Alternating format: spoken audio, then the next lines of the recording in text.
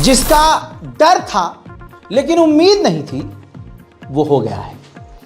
Israel के साथ पूरी तरह से रशिया खड़ा हो गया है।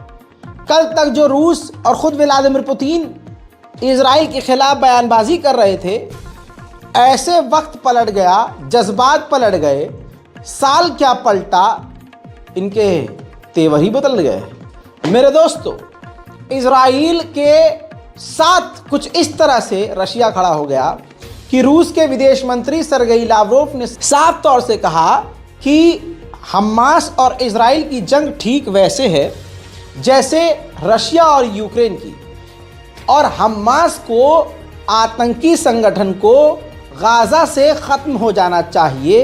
इजराइल अपने बचाव के लिए तमाम कदम उठा सकता है।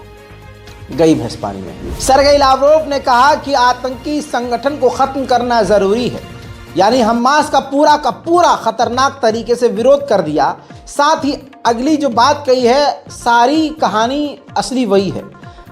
रूस के विदेश मंत्री सरगेई लावरोव ने कहा कि रूस की आलोचना नहीं की है अब तक इजराइल ने।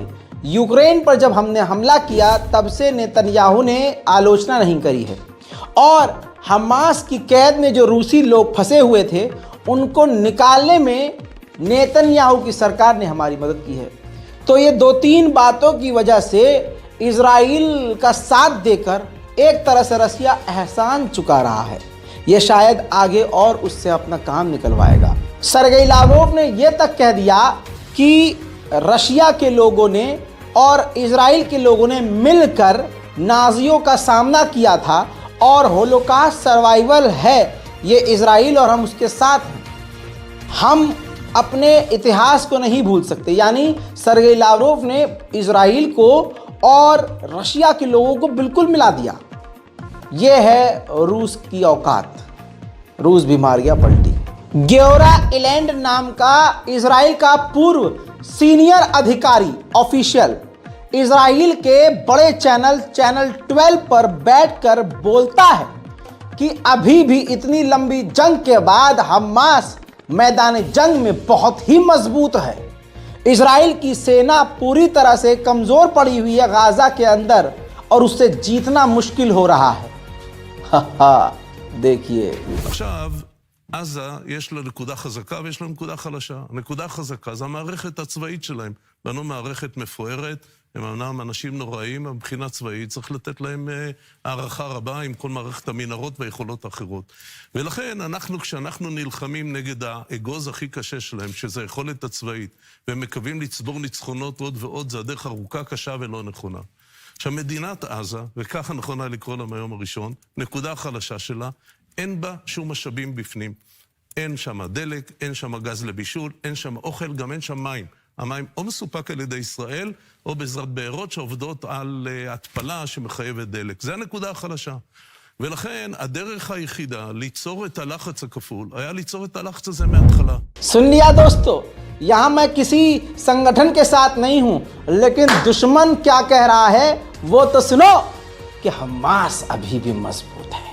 मेरे दोस्तों, जहां कभी प्रदर्शन नहीं हुआ वहां फिलिस्तीन के लिए आवाज उठ रही है। जापान में जमकर प्रदर्शन।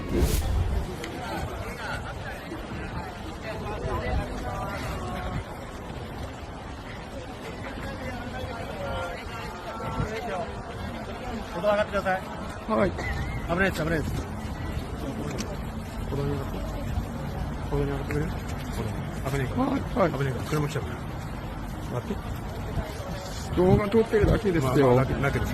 ダメだよ。中から外行ってくださいって言われた。中から外行ってって言われた。おかしいよ。本当に決まってないでしょ。何も決まってないでしょ。何も決まってないでしょ。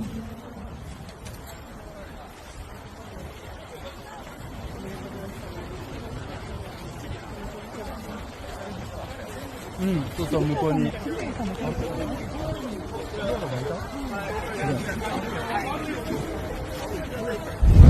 वहीं फिलिस्तीन के वेस्ट बैंक के इलाके से इजराइल की मिलिट्री ने एक बार फिर से 4 और फिलिस्तीनियों को गिरफ्तार किया है। फिलिस्तीन के कुछ कैदी जो इजराइल की जेल से वापस आए हैं, उन्होंने कहा और बताया कि इजराइल के सैनिकों ने हम पर बेइंतहा जुल्म किया, भूखा रखा, टॉर्चर किया, हमें मारा पीटा, हद ये हुई कि उन्होंने हमारे ऊपर पेशाब तक किया। They tortured us, poured water on us, and drowned us. After 3 days, they put us in prisons and placed large iron cuffs on us. Then they took us for interrogation.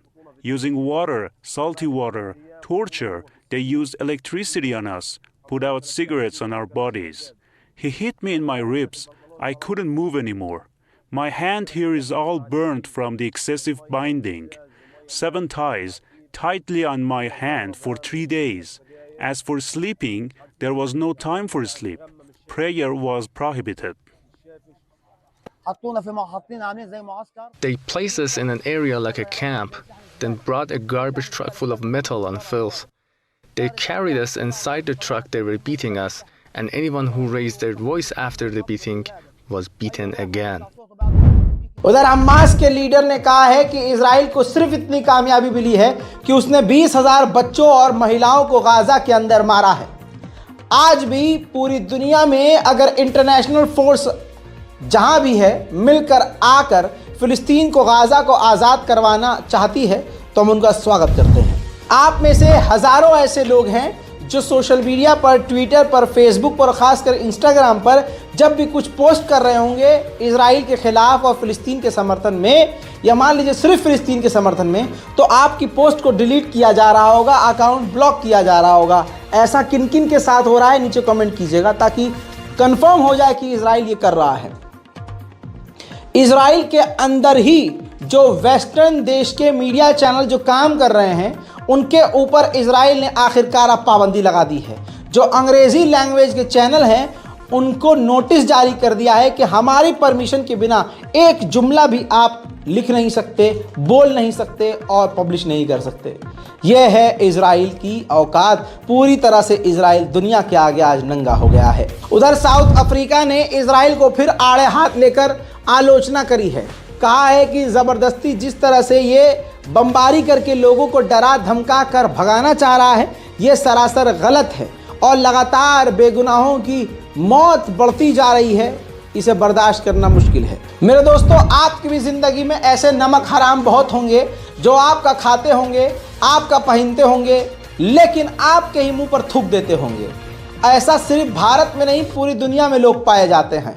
मेरी खुद की ज़िंदगी में ऐसे बहुत लोग हैं, हमारे साथ उठते हैं, बैठते हैं, खाते हैं, पीते हैं, ससुरे हमारे ऊपर पलते हैं, लेकिन मौका मिलता है जब हम सोचते हैं कि यार हमारा दोस्त हमारे साथ खड़ा होगा या हमारा यार हमारे साथ खड़ा होगा तो मुंह पर थूक जाते हैं, जिनको औकात पीटा कहा जाता है। दोस्तों, यही औकात पीटा इजराइल है।